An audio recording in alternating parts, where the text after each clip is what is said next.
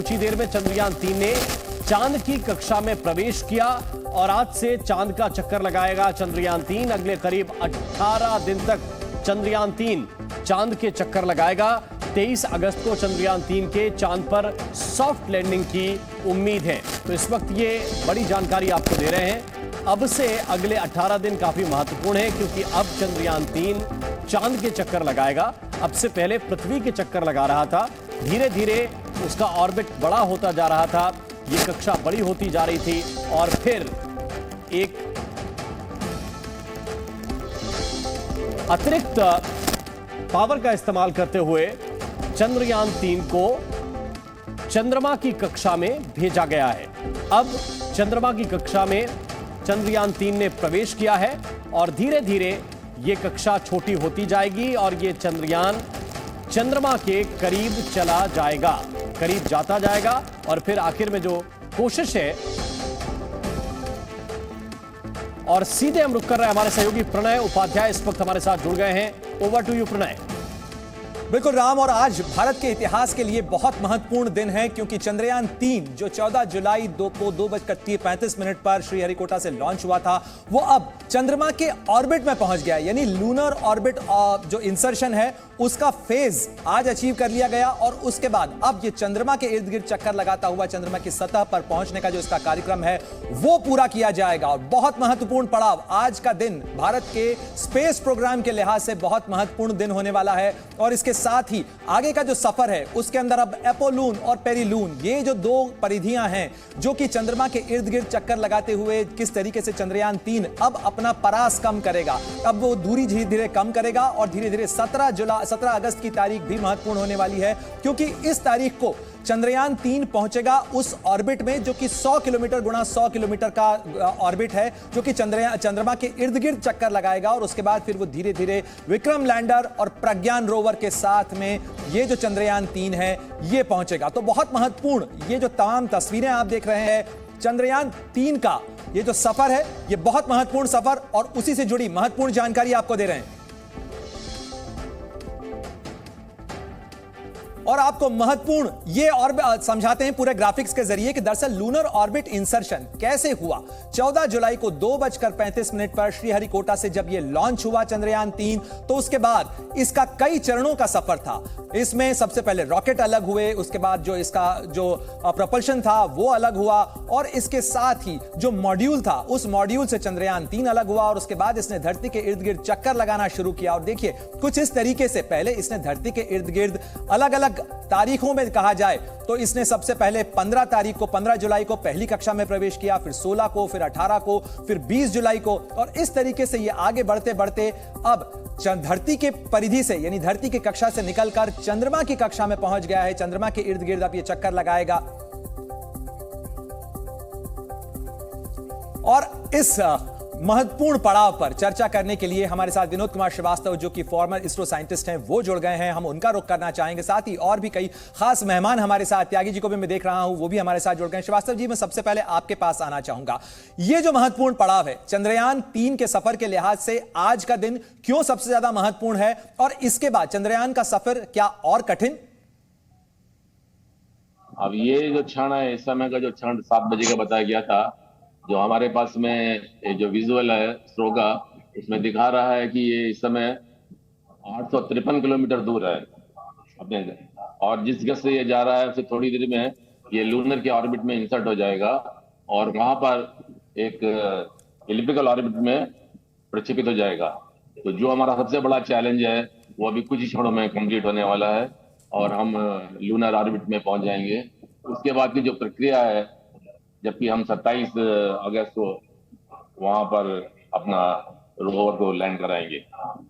तो जो हम लोगों ने इतने कठिन समय जब से प्रक्षेपण हुआ है और इसके बाद में पृथ्वी के कई कक्षाओं में लेने के बाद में ट्रांस लूनर ऑर्बिट में उसको प्रक्षेपित किया गया है और वो अब समय आ गया है जबकि हम ये लूनर की ऑर्बिट में इंसर्ट होने वाले हैं। जो कि एक हमारे पास में एक इंफॉर्मेशन आ रही थी, उसके हिसाब से ये जस्ट अभी कुछ ही क्षणों में ये लूनर ऑर्बिट में इंसर्ट हो जाएगा। बिल्कुल श्रीवास्तव जी, और बीके त्यागी भी हमारे साथ जुड़े हुए हैं, साथ ही मेरे सहयोगी राम भी जो हैं वो महत्वपूर्ण अपडेट के साथ हमारे साथ जुड़े हुए हैं। त्यागी जी, मैं आपके पास आना चाहूंगा। अब जो पेरिलून और एपोलून कहा जाता है, यानी ये स्पेसक्राफ्ट अब अपनी जो डिस्टेंस है चंद्रमा से वो धीरे धीरे कम करेगा। कितनी कॉम्प्लेक्स होती है प्रोसेस, और खासतौर पर अब दूरी बढ़ती चली जा रही है चंद्रयान-3 की धरती से, तो ऐसे में जो कंट्रोल सिस्टम्स हैं उनके लिए क्या चैलेंज? देखिए, इसमें ये क्योंकि जो प्रक्रिया पृथ्वी के कहें कि परिधि में, कहें कि गुरुत्वाकर्षण के दायरे में हुई थी, वो अब चंद्रमा के दायरे में होगी और उसका पूरा उल्टा होगा, यानी कि बढ़ते हुए दायरे से हम कम दायरे तक पहुंचेंगे।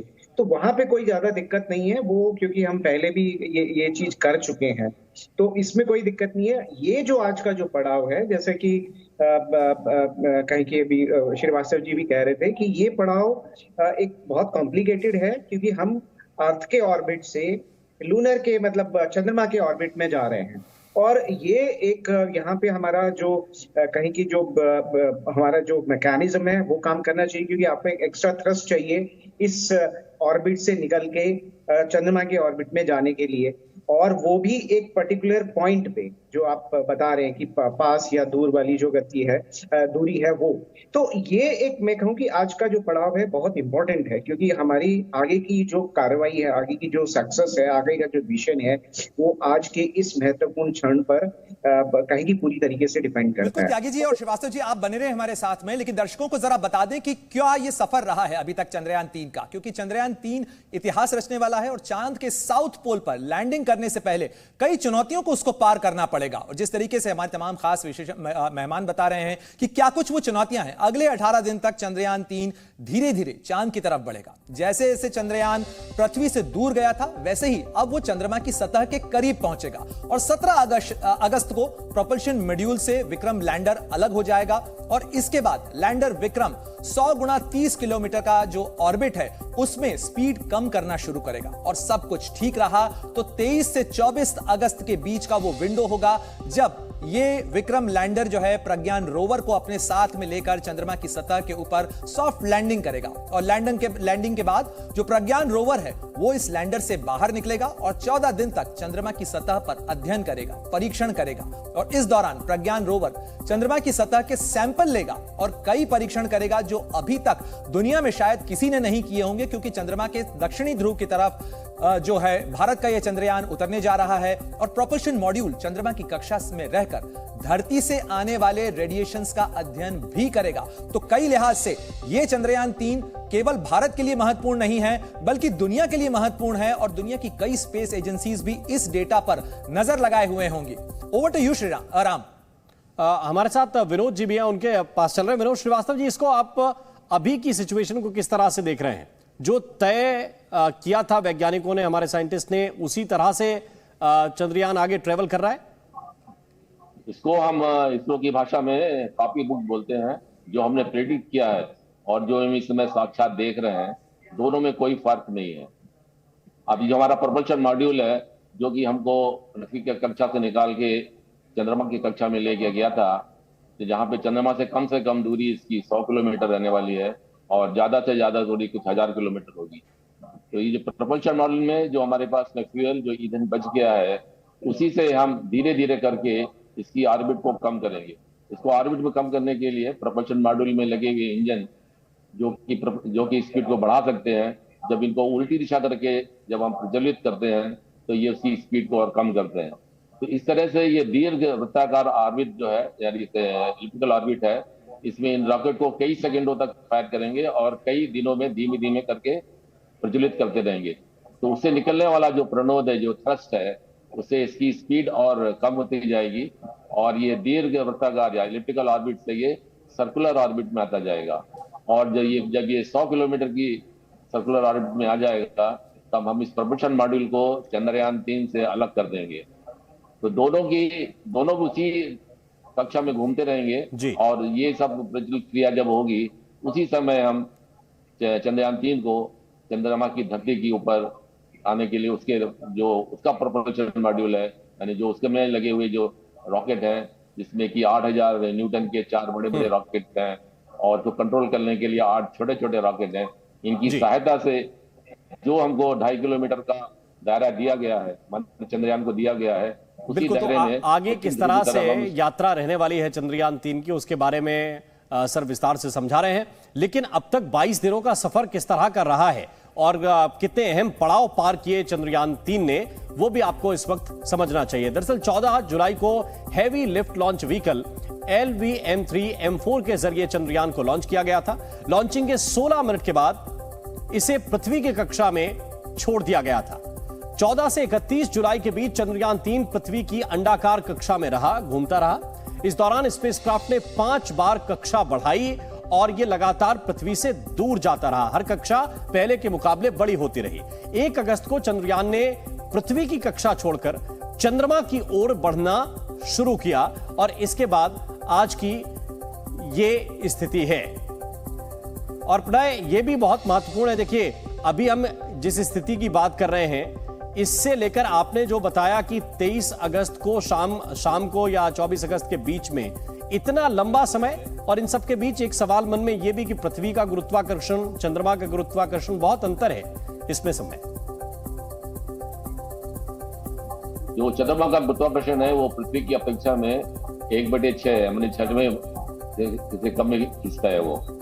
तो उसी हिसाब से जब उसमें उतरेंगे तो उतरने के लिए उसकी स्पीड को, जो कि पृथ्वी में थोड़ा ज्यादा रहती है, उससे करीब 2 किलोमीटर, और जो हम लोग के जो हमारे चेयरमैन साहब ने एक स्पीच में बताया था कि हमने इसको और रगेड बनाया है, और ये 3 किलोमीटर प्रति सेकंड की स्पीड से अगर आता है तो इसमें जो मजबूत लेग्स हैं ये उसका शॉक लेने के लिए भी सक्षम है। तो जो हमारे चुनौतियां चंद्रयान 2 में थी, उनमें करीब हजारों टेस्ट किए गए, उनके सॉफ्टवेयर मॉडिफाई किए गए, उनमें हार्डवेयर का भी मॉडिफिकेशन किया गया, और ये सुचारित किया गया है कि इस बार ये चंद्रमा की धरती पे सफलतापूर्वक लैंड करेगा, जिसको कि हम सॉफ्ट लैंडिंग के नाम से जानते हैं। श्रीवास्तव जी, क्या ये अभी निर्धारित किया गया है इसरो की ओर से कि समय क्या होगा? 23 अगस्त की शाम का कोई समय निर्धारित है या एक अनुमानित समय? ये सारे गणनाएं जो है सारी अनुमानित रहती हैं। उसके बाद में हम उसको रियल टाइम, माने जो हो रहा है उसकी हम बराबर तुलना करते रहते हैं हमारे प्रेडिक्शन से और एक्चुअल से। उसके बाद में कोई अगर संशोधन करना है या उसमें कुछ ठीक करना है तो उसके लिए हम फिर उसमें सॉफ्टवेयर को के जरिए उसके ऊपर प्रोग्राम को, जो उसमें कंप्यूटर लगे हुए हैं चंद्रयान के, उनके ऊपर में समय अनुसार में उसको हम लोड करते रहते हैं, ताकि ये चांद जो है अपने आर्टिफिशियल इंटेलिजेंस के द्वारा ही वो चांद पर वो लैंड करने वाला है इस समय। क्योंकि यहाँ से अगर हम कोई कमांड भेजेंगे तो उसको आने जाने में बहुत समय लग जाएगा। तो सारे के सारे गणनाएं, कैलकुलेशन इसके ऑनबोर्ड कंप्यूटर पे एक समय पे निर्धारित की जाती है। बिल्कुल। और अभी तक जो गणनाएं हैं उसके मुताबिक ही ये पूरी यात्रा रही है। ये सुखद पहलू इसका है। और इस पूरे विषय को लेकर केंद्रीय मंत्री जितेंद्र सिंह ने क्या कहा है, उनकी बात भी इस वक्त सुननी चाहिए। Actually, it goes round, it takes the orbit, and the timing has to be decided. So what happens is that when it moves out of the Earth's orbit, it goes from the Earth's closest orbit, then takes a larger orbit, and then moves out. Then when it goes into the lunar circle, then takes a larger orbit, then the smaller orbit, and then when it comes into the innermost orbit, then the time is chosen, and also the exact spot of the landing. There is nothing to worry about. Absolutely not. The landing will happen after a week or so.